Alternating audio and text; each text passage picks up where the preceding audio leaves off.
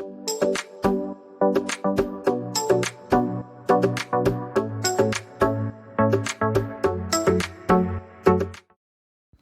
guys, thank you all for once again joining in. In today's session, we are going to discuss a lot about product and keyword strategy. Right now, firstly, let's understand this product strategy. Now, we all need to know that customers are not looking for a perfect product, and a perfect product never exists.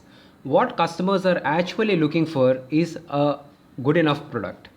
Now, when I speak about good enough product, there are four parameters that you need to work upon while building your good enough product. Right, the first and foremost thing is your value. Now let's say you got to see a market where there is, where your competitors are doing well in terms of sales and the average review count is low, and then you cannot go to this market with the exact same product. You need to create some form of differentiation. You need to add more value to your customers. Now, how do you differentiate yourself from your competitors? The best way of differentiating yourself from your competitors is by just understanding what are the pain points in the current market, and then working with your suppliers on those pain points, and then coming up with an improved product.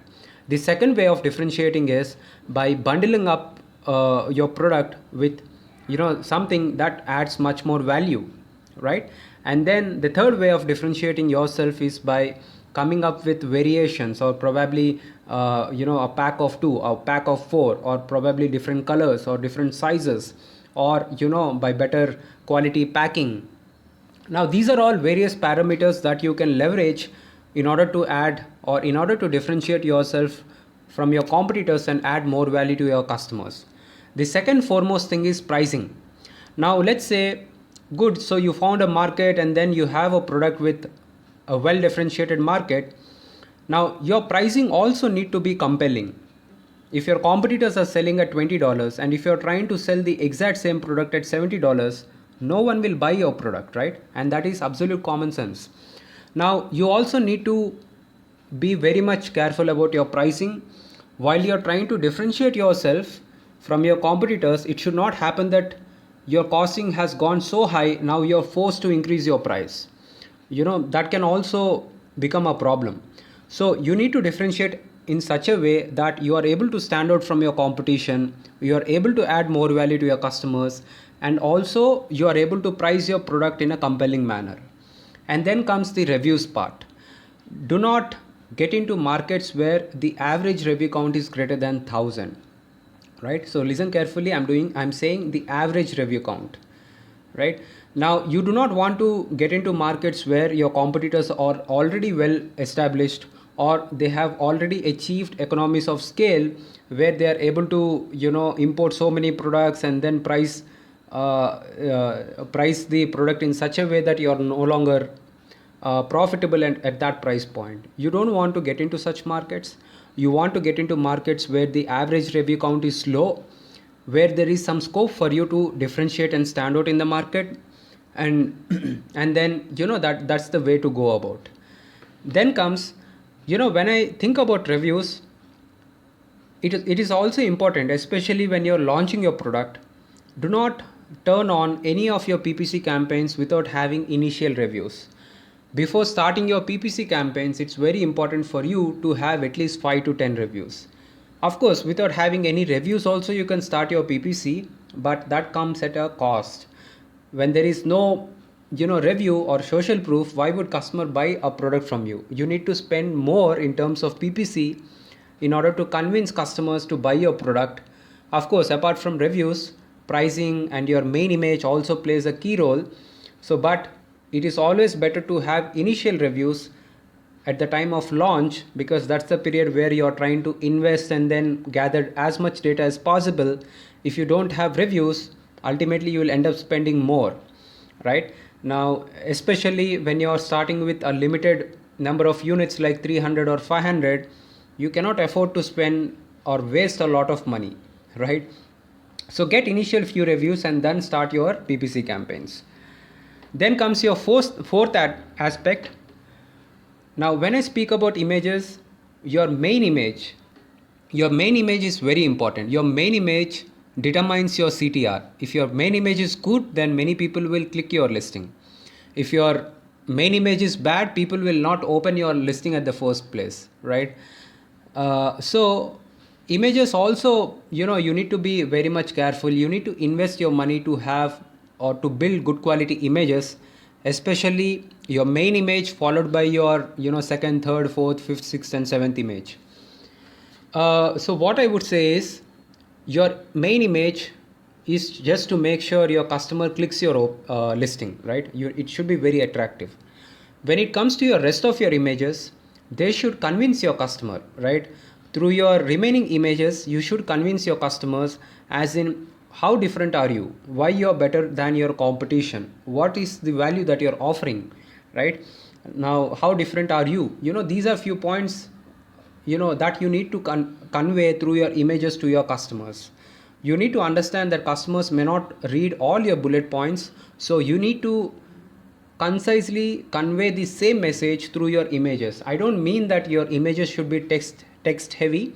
You can use the best use of make the best use of infographics and communicate this message, right? So to summarize, on this section we spoke about the importance of differentiating yourself, and then pricing, and we also touched based upon reviews.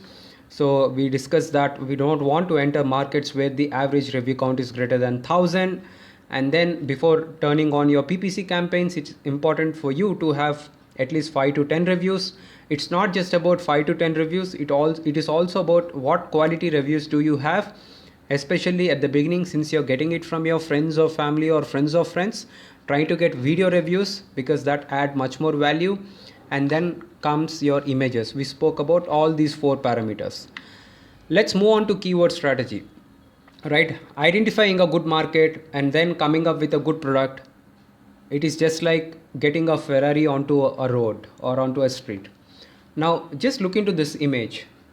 Now, does it make any sense? No matter how good product we have, if we get that product onto this street, we will not be able to race, or we will not be able to move also, because you see this street is very much occupied, or it is very very much occupied with your competitors. There are so many other sellers trying to bid or run on the same street. Now same thing applies to your keywords also. If you are choosing wrong keywords, where there are so many competitors competing for the exact same keyword, this is exactly what will happen. You will not be able to run faster. Secondly, your per click cost also will be high. In case if you try to rank for that keyword, since there are so many people doing the exact same thing, you will not be able to hold that rank. So what you need to do is, you need to be a little analytical here. You need to choose your keywords wisely, especially after launching your product after 15 days. After turning on your exact match PPC campaigns and all, you'll get to see keywords which are doing well in terms of CTR and CVR, right? After 15 days you will also get to see a couple of keywords where your CTR is good, where your CVR is good, and then you need to rank. Now when it comes to ranking, you need to look for keywords, to summarize, I'll give you 2 scenarios. Let's take scenario 1, where you have search volume of 4000 and then you have a CPR of 8000. This is scenario 1. Scenario 2, you have a search volume of 1000, you have 100 competing products. So which one is better for you, right? Of course this option is better, because while you have a lower search volume, you have lesser number of competing products. Now lesser number of competing products means that lesser traffic. When you have lesser number of competing products, lesser traffic, it means you can run faster, you can race faster, you can get more sales, right? You can get to the organic positions much faster. So you need to wisely choose keywords where the competing products are low and you have a decent search volume. Look for such keywords and then rank for those keywords. Ranking is a part of your investment. You need to rank. Without ranking, you will not get so many organic sales. When you rank, after a period of time, you will start to receive free sales. And over a period of time, you need to continuously identify such keywords and then gradually rank. That is the only way how you can increase your sales maybe from 10 sales a day to 20 sales a day, 30 sales a day, 40 sales a day, 50 sales a day.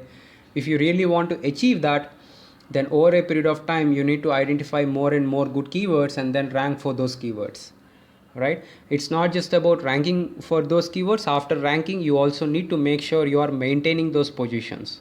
You can maintain those positions by running your exact match PPC campaigns and making sure that you're relevant in this particular market for that particular keyword, making sure, being aware of what all changes are happening in the market, and then accordingly price your product accordingly.